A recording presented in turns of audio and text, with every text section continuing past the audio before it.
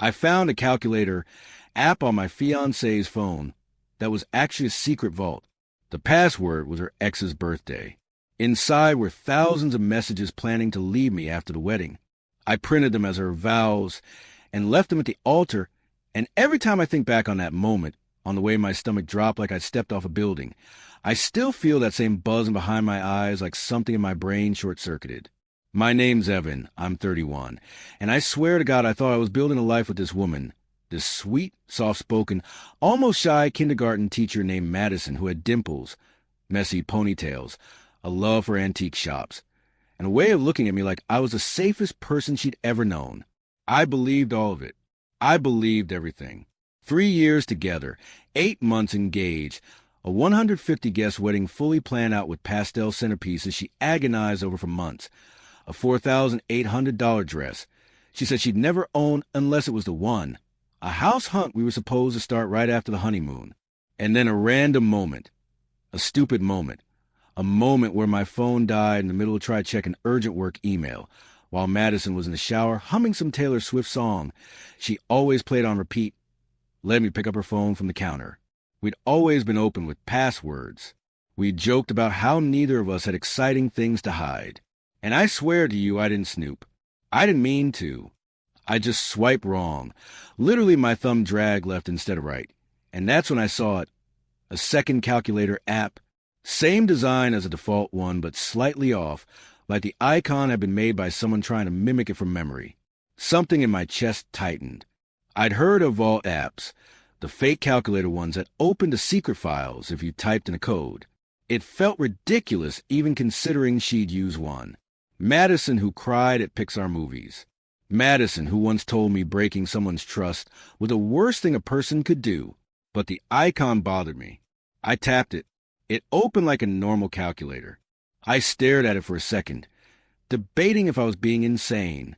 Then I typed 1234. Nothing. Typed her birthday. Nothing. Typed mine. Nothing. Then I have no explanation for what possessed me. I typed Erin's birthday. Her ex of 5 years. The guy she always said she was completely over. The one she still followed on Instagram. Because we're adults, even though she muted him. 1107 equals enter. The screen blinked black for a second, then exploded open with a folder full of screenshots, text messages, voice notes, photos, PDFs, entire document threads. For a second, I couldn't breathe. My hand started shaking so badly, the phone nearly slipped from my grip. I opened the first message thread, and the timestamp at the top read 6 months ago. And instantly my world began to tilt like the floor wasn't level anymore. Page after page of text between Madison and Erin. Her calling me boring. Her calling me safe. Her calling me a placeholder. A goddamn placeholder. Her telling him that her dad promised to pay off her student loans if she settled down with a good guy. Her saying she'd give me 6 months after the wedding before filing for divorce. Her saying she'd earn alimony because I made more. Her saying she'd milk the honeymoon photos for sympathy when she eventually left. Her telling him she loved him and always would and couldn't wait until this whole performance was done. And then the messages about the affair itself, which blew the rest of it out of the water. Tuesdays when I was at work. Saturdays when she said she was getting drinks with her sister. The conference week I'd been at a hotel 3 towns over, where she met him the second night and apparently finally felt alive again. I swear I felt something inside me fracture. Something visceral. Something that screamed run, but also screamed burn everything down at the same time. I don't remember sitting down, but I found myself on the bathroom floor outside the shower door when Madison stepped out wrapped in a towel. She froze when she saw my face. Evan? What's wrong? I didn't speak. I just held up her phone with the vault open. Her entire face drained so fast I thought she'd faint. She stammered something. Some nonsense about misunderstandings, cold feet, how she didn't mean any of it, how she'd delete everything right now. But the messages were explicit, physical, planned, detailed, months long. I packed a bag, walked out, didn't yell, didn't cry. I just walked out while she chased me barefoot into the driveway, sobbing, so hard her mascara streaked down her cheeks. I spent 3 weeks in my buddy Tyler's apartment, reading through the vault until the words blurred together. Then I talked to a lawyer who said that while what she did wasn't technically illegal in our state, it was morally rotten. He told me I could cancel quietly or expose everything. I don't know why, but the idea of letting her walk down that aisle pretending, smiling, acting, made something boil in me, something I'd never felt. So when I called her a week before the wedding pretending to reconcile, pretending to forgive, pretending that we could work through it, she cried so hard the phone crackled. She hugged me when we met for coffee. She kissed me. She apologized. She called it wedding anxiety. Said she'd blocked Aaron. Said she'd do anything to make this work. I nodded, pretending to believe every word, while in my backpack sat a file folder I'd already filled with printed screenshots. Over the next 2 weeks, I compiled 20 pages of the worst messages, arranged chronologically, and added a pale ivory cover that looked almost romantic at a glance titled, "The Vows She Actually Meant." Messages between Madison Harper and Aaron Cole. I printed 150 copies. The wedding coordinator thought it was adorable when I told her I brought my own ceremony programs. She even smiled and said, "You're such a thoughtful groom." The day of the wedding, I walked the aisle with steady hands. People clapped. Madison walked in glowing like she'd won. She had no idea. She smiled at me so sweetly it made my stomach twist. When the officiant announced I had written my own vows, I pulled the booklet out of my jacket and watched confusion ripple across her face. Then fear. Then recognition. Then panic. I said I was going to write real vows. But I realized Madison already wrote her own, just not to me. And then the sound in the room changed, rustling, gasping, pages flipping, whispers turning into chaos. Her mom stood up screaming. Her bridesmaids tried to snatch booklets from guests. Madison started shaking, whispering, "Please don't," like she had any right to beg. I read one message aloud, the one where she called me a placeholder. The room erupted.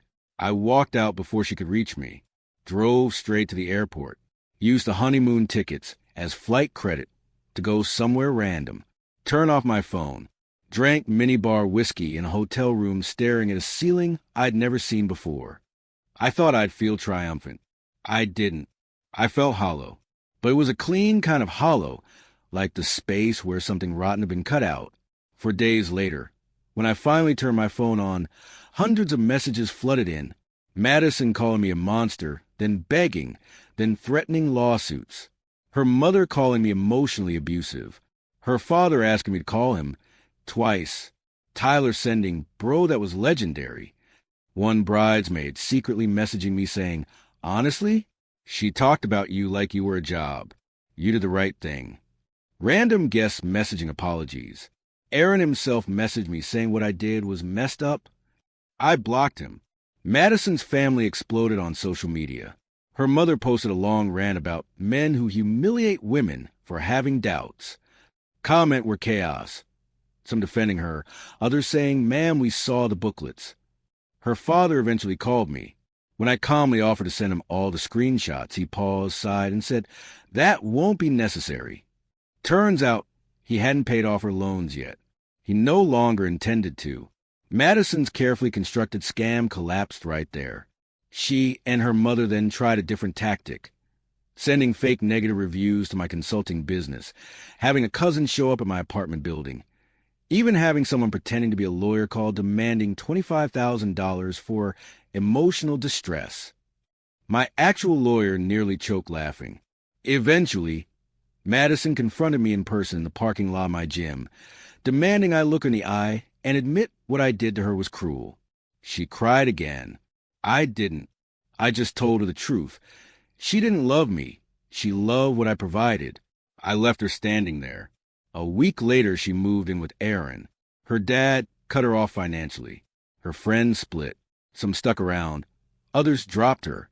She posted vague quotes about surviving narcissistic abuse. I didn't respond. I boxed up her things. Sold the engagement ring for $6,200.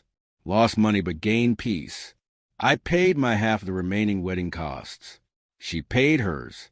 Therapy helped me understand the difference between revenge for the sake of pain and exposure for the sake of truth. My therapist said betrayal trauma twists your insides until you feel like you have to do something drastic just to breathe again. Maybe that's true. Maybe the altar moment was my way of reclaiming reality before she rewrote it. And I know some people think I went too far. I know others think I didn't go far enough. But months later, when the dust settled, I realized something. She had been planning to rewrite the narrative so thoroughly that I'd end up the villain no matter what. So I beat her to the script. I showed everyone her handwriting. I'm not dating now. Don't plan to for a while. I'm rebuilding, learning to trust myself again, learning that intuition isn't paranoia. Sometimes it's a lifeline. And the strangest thing? The quiet I feel now, the calm in my apartment at night, the feeling of being completely done with drama. It's worth every chaotic second. People ask me if I regret doing it publicly. My answer is always the same. She made her choices in secret. I made mine in the open. And honestly, that openness saved me. I'm moving forward. Slowly. Steadily. Quietly. And for the first time in a long time, the life I'm building actually feels like it's mine.